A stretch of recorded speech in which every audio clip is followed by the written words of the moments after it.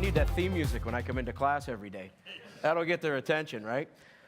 Okay, I'm here today to essentially flip education.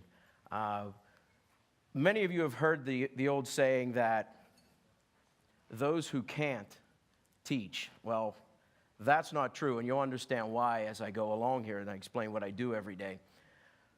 But I want to hit you with this one. Those who can take about 5 years to figure out how. There are teachers in the audience. Ask them right now. Teaching is an art. It's not something you walk into and you know exactly what to do. So today, I want to flip education. I want to try to offer some possible ways that we can speed up that 5-year process so that when new teachers enter the classroom, unlike me, it took those 5 years, they're ready to go. One of the things that we need to do, we need to seek out and recruit incredibly passionate people about teaching, creating lifelong learners, and also about their subject matter. I'm very fortunate. I get to go to work every day and I get to talk about the thing I'm most passionate about, history, American history. And the subject that I'm teaching, the first half of American history, as a baseball coach, we used to tell kids to swing to try to find that sweet spot on the bat. I've found my sweet spot. More on that to come. So we need passionate people, but we also need smart people. I just want you to look at the question, come up with an answer in your mind. Myself and several of the teachers that I work with made calls to a lot of the Pennsylvania State schools of higher education to try to find what the grade point average that's needed for entrance into their college of education. Do you all have your answer? Is your answer one of these, probably? That's what you would hope. Unfortunately, this is the answer. I can tell by the reaction that that's not what you were thinking the answer might be. We need to demand more from our prospective teachers. We need the universities to raise that level. We need to demand that smarter people make their way into the profession that I love and care about so much. Our future generations need it. We also need universities to essentially stop passing out degrees to anybody that has the money to basically afford one. There's way too much at stake in the classroom today to just be giving out education degrees to people.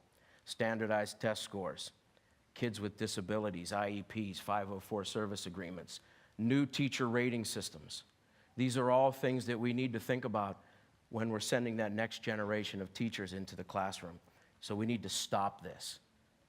We need to make sure that they're qualified to enter the classroom. However, what I'm not saying, we don't need just 4.0 students in college, in classrooms. If that's the case, I wouldn't be here in front of you right now, because many people graduate. I graduated, thank God, okay? Not any of the medals you saw before. So teachers also need to have, on top of a grade point average, you need, because it is an art, you need to find people who have it. The it I'm referring to, how many of you are familiar with the dog whisperer, Cesar Millan? Cesar can walk into a room full of dogs. They're going crazy, climbing on top of one another, and Cesar just goes, shh, and they stop. And they pay attention, and they want to learn, and they're looking at him like, yep, I'm ready. Teachers have to have that. Moxie is kind of, you know when you meet somebody if they have that. We need to seek out those people, find them, and direct them into the educational classrooms of the future. So we really need to balance between smart people and people who have it. Fortunately, I don't know if I agree, but I've been told that I have it. I have a presence. We need more people with that presence. We need more Caesars. Shh. And they're ready to go. We also need to develop a relationship. Hopefully you giggle at this one. K-12, please meet post-secondary education. I've had interns. Good, you laughed. That was my intention. I've had interns, student teachers who come into my classroom and want to be great teachers, and I'll hit them with what I do every day, and I hit them with what is expected of them. Very few of them have ever heard a word about it in their college classrooms. They're just not ready for what's in front of them every day. It's missing. There's a disconnect. So please meet one another and say hello. It would be really great. My suggestion, start running teacher preparation programs like internships. My friend from the West Virginia University yesterday, what a great talk you gave, thank you. But you kind of stole my thunder a little bit. We need to get these prospective teachers in the classroom early and often, maybe as soon as their freshman year. We need to start running these programs like internships. Many people are given 12 to 15 weeks of a student teaching or internship period, and then we turn them over and say, here's your classroom, good luck. We'll be in the office if you need us. Would you allow an electrician with 12 weeks experience to rewire your home? How about a plumber? Would you like a plumber to come in and do work in your home with 12 weeks experience on the job? So why do we allow people with 12 weeks, maybe 15 weeks of experience to enter our classrooms and teach our most precious resource we have, our future generation, your future employees and students? We need better programs. We need a better design. We need to allow these people to get into classrooms and experience real life situations. We need them to get dirty. We need them to question what they did every day. We need them to reflect. We need them to learn from their mistakes. When I was a little kid, I used to walk over and tug on cords. My mother would always run over and go, no, no, no, no, don't do that. Well, one day I tugged and a TV came down on me. My father said, that'll learn them. Well, we need kids to learn on their own. We need them. Anyway, we need kids to learn from their mistakes. And they need to make mistakes when they're in the presence of somebody like myself with 20 years experience in the classroom. I had great breast milk.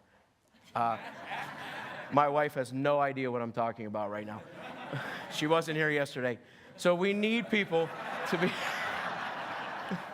we need people to be able to learn from people that know what they're doing.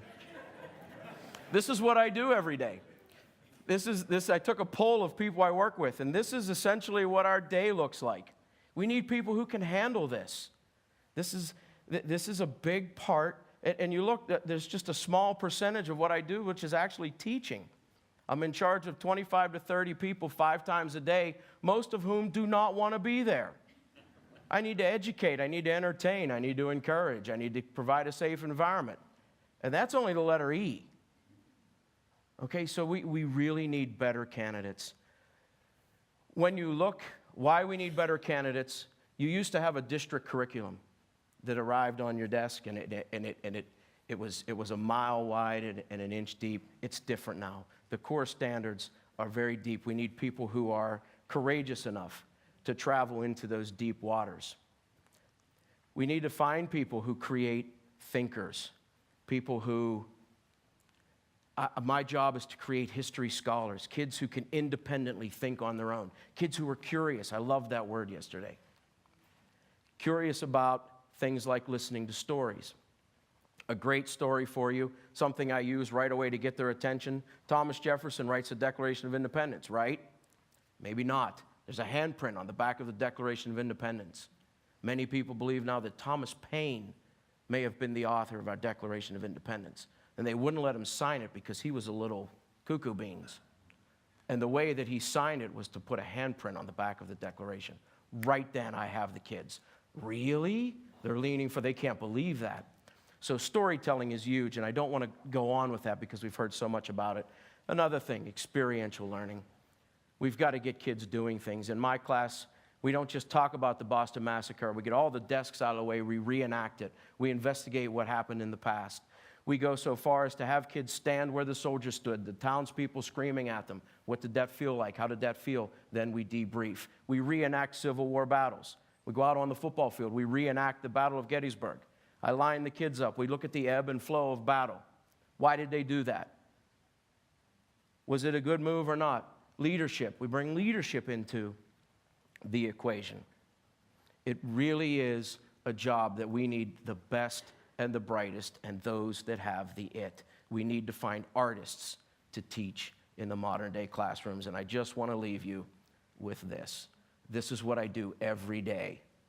I don't just fill a pail. I'm there to light a fire. Thank you very much. You've been a great audience. Thank you.